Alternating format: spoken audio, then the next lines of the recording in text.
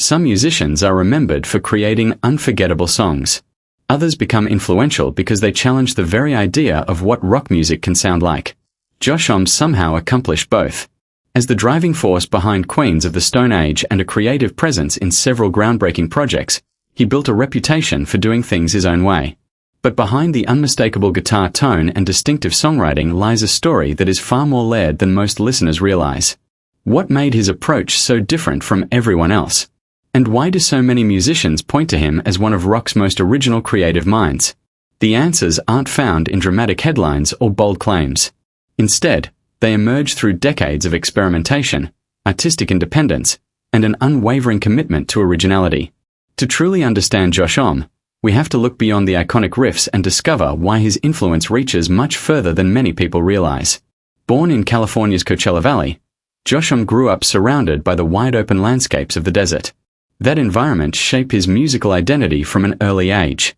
As a teenager, he co-founded Kias, a band that would later become one of the foundations of what fans now call desert rock. Their heavy, hypnotic sound didn't chase mainstream trends. Instead, it created an entirely new musical atmosphere that inspired countless artists around the world. After Kias, Homme refused to repeat the same formula. He launched Queens of the Stone Age with a vision that blended powerful guitar riffs, memorable melodies, and unexpected musical twists. Albums like Rated A Songs for the Deaf and Like Clockwork showed that heavy rock could also be sophisticated, emotional, and constantly evolving. Rather than staying within one style, he treated every record as a chance to explore something different. But that wasn't the full story.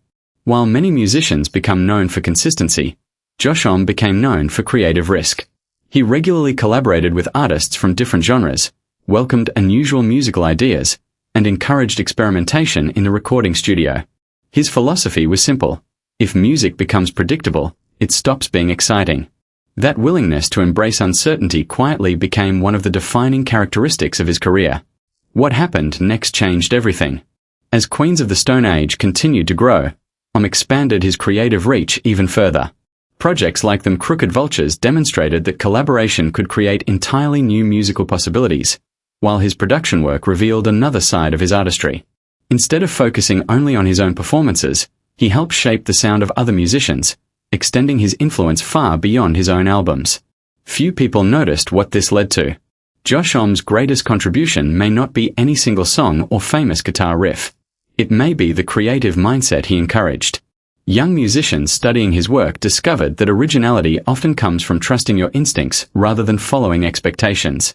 His music proved that rock could remain adventurous, unpredictable, and emotionally powerful without losing its identity. Even after decades in the industry, Homme has continued refining his songwriting and expanding his musical vision. Rather than relying on past success, he consistently searches for fresh ideas, reminding listeners that true artists are always evolving. That dedication to growth has kept his work relevant across generations of rock fans. In the end, Homme's legacy is more layered than it first appears. Beyond the celebrated albums and unforgettable performances lies a musician who challenged conventions simply by remaining true to his own creative instincts.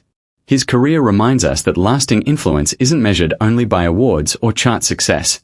It's measured by the artists inspired to think differently because of the path he created. Long after the amplifiers grow quiet, Homme's greatest legacy will remain his fearless commitment to originality, a reminder that the most enduring music is often created by those willing to take the road no one else dares to follow.